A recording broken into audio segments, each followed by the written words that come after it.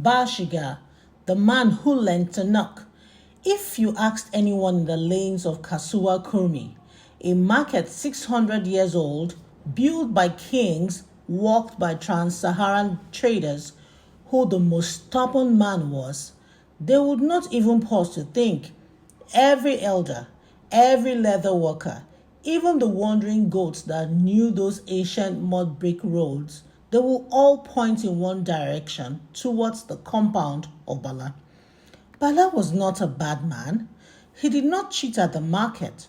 He did not beat his wives. He worked harder than 10 men and complained less than most. But Bala had one flaw, and it was enormous enough to cast a shadow over every good thing about him. He could not ask for help. To Bala, asking was weakness. Knocking on a door was surrender. A real man, in his mind, clears his own path, builds his own fire, carries his own load. His mother, Hajaramatu, a woman as patient as the dry season is long, would wring her hands and say, God help this boy. He will break before he bends. That season, a blight took his guinea corn. The rains came late and left early like an ungrateful guest. At Kasuwar Dawano, the largest grain market in all of Africa, Bala sat down behind his stall with almost nothing to sell. And what little he had, he priced too high, out of pride. His neighbor, Malam Danjuma, watched him drive away customer after customer and shook his head. Malam Danjuma would say to him, lower your prices before the sun sets, Bala, or you will carry everything back home. Bala replied, mind your groundnuts, Danjuma. My prices are my prices. Evening came. Bala carried everything back home. That same week, his roof began to leak. Water dripped into his sleeping mat, onto his clay pots, onto his pride. His neighbor Aldo came to the gate and said to him, I have spare touch. My sons and I will fix your roof in one morning. Just say the word. Bala from inside, not even coming to the gate, replied, I don't need help. I will fix it myself. He did not fix it. For 3 weeks, he slept under a wet sky, wrapped in stubbornness thicker than any blanket. Then the announcement came. The Emir of Kano, Serikin Kano himself, was selecting a new farm overseer. The royal farms near Kofa Nasara district, fertile land, honest work, pay generous enough to rebuild a man's life from the roots. All of Kasuwar Kurmi buzzed. His mother came to him with fire in her eyes, saying, Bala, this is your opportunity. You know farming better than anyone near these walls. Go to Gidan Rumfa. Present yourself. Bala replied, I am not going to beg the emir for work. His mother said, applying for work is not begging. Wallahi, this boy. She left the room, muttering prayers so fierce they could have moved the old city walls themselves. Bala sat alone. He looked at his leaking roof. He looked at his empty grain store. He looked at his cracked hands that had worked for 20 years and had nothing to show for it. And for the first time, something cracked inside him. Not his pride, not yet, but the wall around it. But while the lanes of Kasuwar Kurmi buzzed, something else was happening inside Gidan Rufa that no one else outside could see. The emir's vizier, Waziri Tanko, had already promised a position to his nephew Kabiru, a lazy young man who wore expensive robes and had never touched soil in his life. Tanko's plan was simple and cruel. Spread the rumor through every tea stall and groundnut cellar. that the selection was already decided, that presenting yourself at the palace was an embarrassment.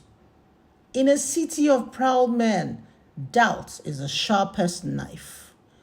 Within 2 days, half the applicants had withdrawn.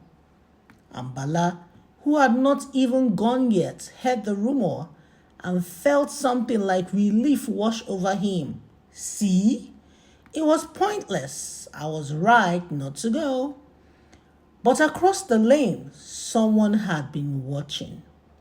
Zainab, a daughter of the butcher near Kofawambe market, a woman with a tongue sharp enough to split a kola nut and eyes that missed absolutely nothing. She didn't knock on his gate. She pushed it open. "Bala, get up," she said. Bala replied, "Who gave you permission to enter my compound?" Zainab responded, "The same person who gave you permission to waste your talent sitting under a leaking roof." Waziri Tanko is spreading lies to keep good men away. You are the most qualified person near this world, and you're sitting here like a goat tied to a post. Bala continued, "I am not going to parade myself in front of the emir and Zainab cut him off. Bashiga is not begging. Bala, knocking on a door is not weakness. It is wisdom. Even the rain knocks before it enters. It sends thunder first. Are you less than the rain?" Bala was silent. He had no answer for that. Last day of the selection, the courtyard of Gidan Rufa, whose gates had received petitioners for 5 centuries, was quieter than it should have been. Tanko's rumors had done their work. Only 3 men sat waiting. Kabiru, the vizier's nephew, in robes too fine for the occasion, a nervous young man from Fageward, and at the very last minute, with the dust of Kasuwar Danwano still on his sandals, Bala. The emir asked each man one question. To Kabiru, he asked, "If you found out that the royal farm workers were being underpaid, what would you do?" Kabiru answered smoothly, "Emir, I would consult the vizier and follow proper procedure." The emir nodded slowly. The young man from Fageward stammered about a committee.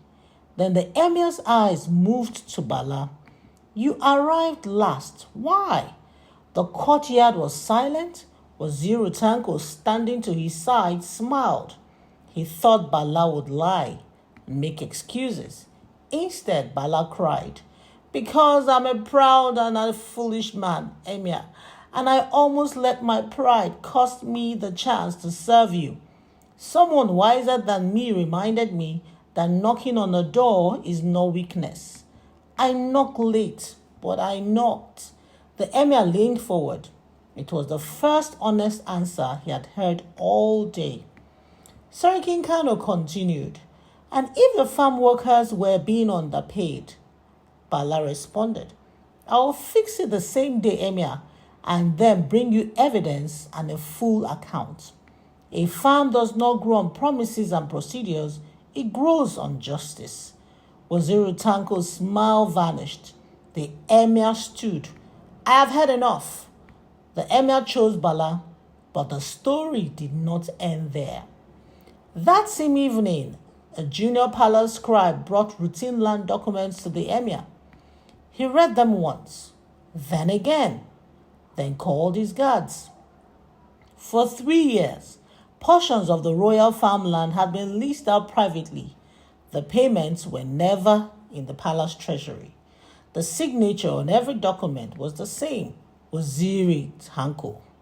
The man who had spread lies through the tea stalls of Kano to protect his nephew had been stealing from the emir himself. He had never worried about being caught because the one man honest enough to notice had almost stayed home. On his first morning as royal farm overseer, Bala walked through Gidarumfa and passed a room where Waziri Tanko sat surrounded by guards. All that smoothness gone. Waziri Tanko scolded, "You! If you had just stayed home like a sensible man. Bala responded, I knocked on the door, Waziri, and the door opened. He walked on. Bala was still Bala. He still walked fast. He still spoke plainly. He still hated long greetings and small talk. But something in him had shifted. The way a heavy door shifts when he finally finds the right key. He fixed his roof and asked Audu's sons to help. He lowered his prices at Dawano, and his store was never empty again.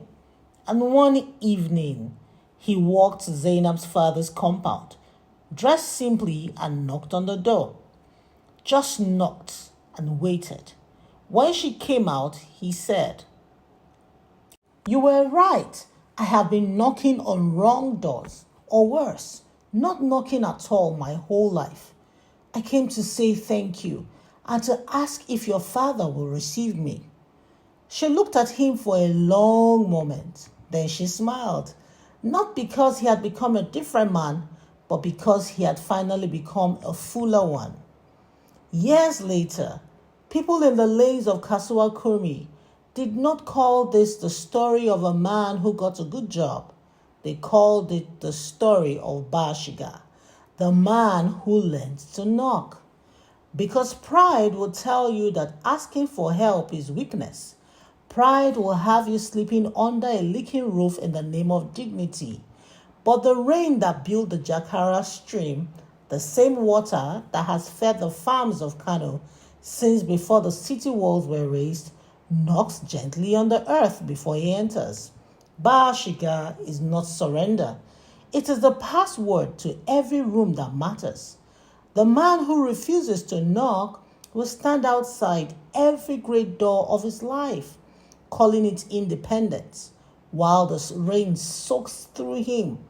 The man who knocks, even late, even with dusty sandals and a bruised pride, will find that most doors in this world are waiting to be opened.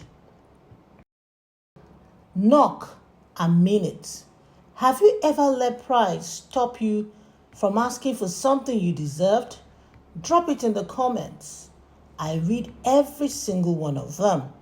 If the story moved you, share it with one person who needs to hear it today. Like, subscribe, and until the next story from these ancient lanes, Ala kiaye kuduka, say wani lokachi. This is from ChaiChaiChilon. See you next time. Bye.